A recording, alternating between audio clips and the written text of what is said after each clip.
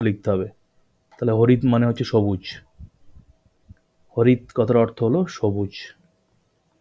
ব্রত,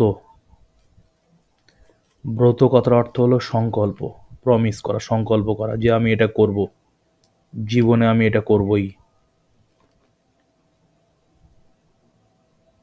দেখো আমাদের মানুষের জীবনের উদ্দেশ্য আছে একটা, যে উদ্দেশ্যের জন্য আমরা এসেছি এখানে, কিন্তু সেই উদ্দেশ্যের পথে আমরা কেউ চলি না।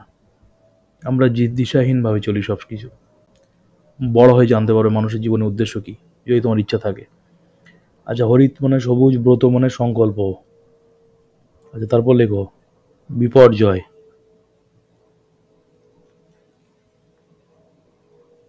বিপর্যয় কথার অর্থ হলো ধ্বংস।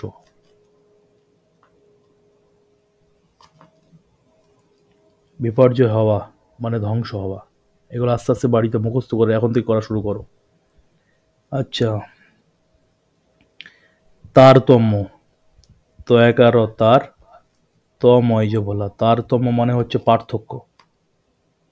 পয়াকার, থয় রেপ, কয় যে বলা। তারতম্য কথার অর্থ হলো পার্থক্য। তাহলে আবার বলি, হরিত কথার অর্থ হলো সবুজ, ব্রত মানে সংকল্প, বিপর্যয় মানে ধ্বংস, ডিস্ট্রয় হয়ে যাওয়া, তারতম্য মানে হচ্ছে পার্থক্য, যাকে আমরা বলি ডিফারেন্স, পার্থক্য। এই হলো।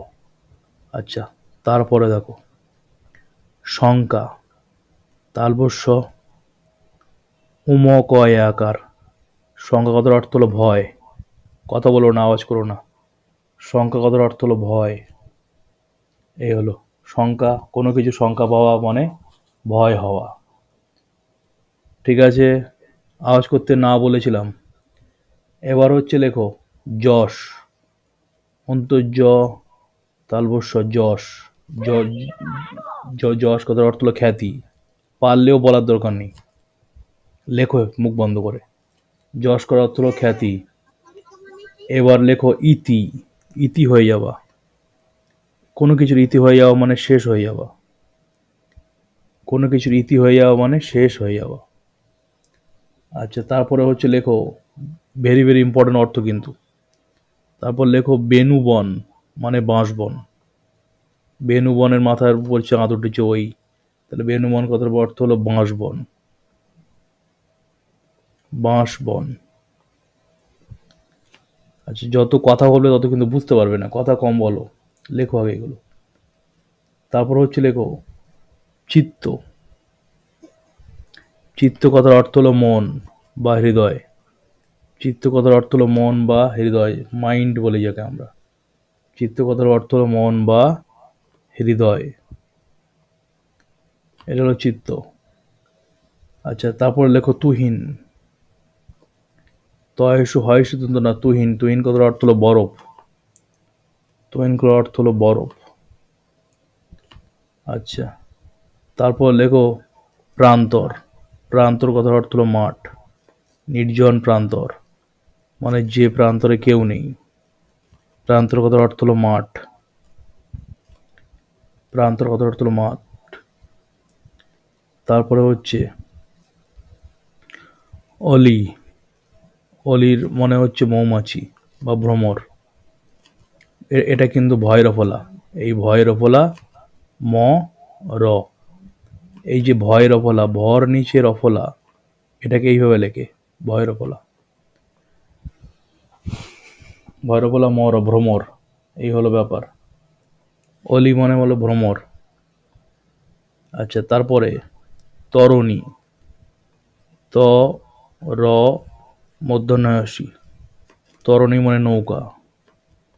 জীবন তরণী, জীবনের নৌকা। আমাদের জীবনটা একটা নৌকার মতো কিন্তু। আমরা বেয়ে বেয়ে চলেছি, ছোট থেকে বড় হচ্ছ। আমরা ছোট থেকে বড় হয়ে গেছি, তোমরা এখন ছোট থেকে আস্তে আস্তে বড় হচ্ছ জীবনের নৌকায় চলে।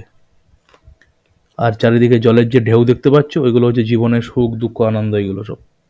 তাহলে তরণী হলো নৌকা, লেখা হলে বলবে। তরণী হলো নৌকা। এবার হচ্ছে কান্ডারি। কান্ডারি কয়াকার, মধ্যমটা একার, এদেরকে আওয়াজ করো না, আওয়াজ করো না। কন্ডারি কথার অর্থ হলো মাঝি। আমি আওয়াজ করতে না বলেছিলাম। কান্ডারি কথার অর্থ হলো মাঝি। এই যে কাণ্ডারি কথার অর্থ হলো মাঝি। আচ্ছা, তারপরে হচ্ছে কাণ্ডারি হয়ে গেল, মাঝি হয়ে গেল। আচ্ছা, এবার হচ্ছে পাষাণ। পাষাণ হৃদয়, যার হৃদয়টা শক্ত পাষাণের মতো, পাথর। 20টা হলে বলবে। পাষাণ কথার অর্থ হলো পাথর। আচ্ছা, তারপরে লেখো। পাষাণ তো হয়ে গেল, পান্ত প্রতীক হয়ে গেল। এবার হচ্ছে তথ্য। তথ্য মানে হচ্ছে খবর। তার কোনো তথ্য পাচ্ছি না, মানে তার কোনো খবর পাচ্ছি না।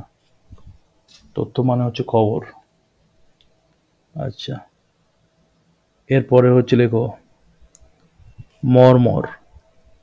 ময়রে র। মর্মর হলো শুকনো পাতার শব্দ। এটা এক কথায় প্রকাশও আসে।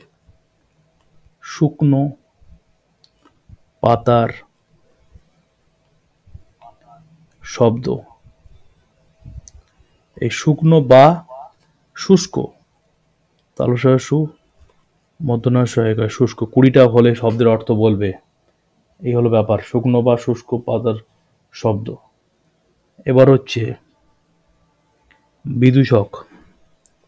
বয়সী, দয়সু মধ্যনস্বক। বিদূষক হলো গোপাল ভাঁড়, জানো? বিদূষক যে অন্যকে হাসায়, যে অপরকে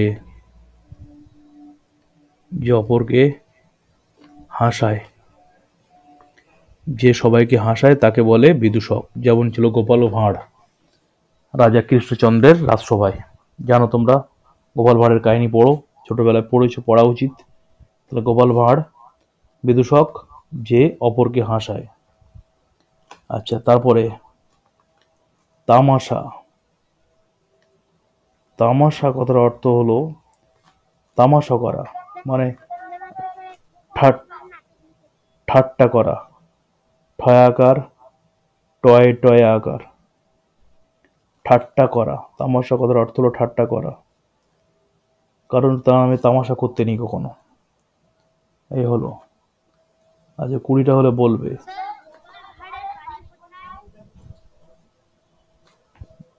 নদিয়ার কৃষ্ণচন্দ্র রাজা ছিল, সেখানে রাজা রাজসভায় ছিলেন গোপাল ভাঁড়। তামাশা, ঠাট্টা করা। আচ্ছা, এবার হচ্ছে বিদূষক, যে অপরকে হাসায়। এবার এবার হচ্ছে এবার হচ্ছে দুঃসহ। দয়েশু বিসর্গ দন্তস্বহ। দুঃসহ। কথা মুখটা বন্ধ করে লেখো, একটু কথা কম বলো। দুঃসহ কথার অর্থ হলো কঠিন। দুঃসহ কথার অর্থ হলো কঠিন, যেটা সহ্য করা যায় না। এই হলো 20টা শব্দের অর্থ। এবার এই যে 20টা শব্দ দিলাম, এই 20টা শব্দের মধ্যে কোন শব্দগুলোর বাক্য রচনা করবে আর কোনগুলোর হচ্ছে বর্ণ বিশ্লেষণ করবে সেটা বলে দিচ্ছি, লিখে নাও। এই যে হরিৎ, এই হরিৎ দিয়ে করবে বাক্য রচনা। কথা কম বললে ভালো, পড়াতে সুবিধা হবে। হরিৎ কথার অর্থ হলো, মিউট করো। হরিৎ কথার অর্থ হলো বাক্য রচনা। এই হরিৎ কথা শব্দ দিয়ে বাক্য রচনা করবে, হরিৎ কথার অর্থ নয়। এটা দিয়ে বাক্য রচনা করবে, প্র্যাকটিস। সংকল্প, এটা করবে বর্ণ বিশ্লেষণ প্র্যাকটিস। বর্ণ বিশ্লেষণ, এটা দিয়ে বর্ণ বিশ্লেষণ প্র্যাকটিস করবে। ধ্বংস, এটা দিয়ে বর্ণ বিশ্লেষণ প্র্যাকটিস করবে, বর্ণ বিশ্লেষণ।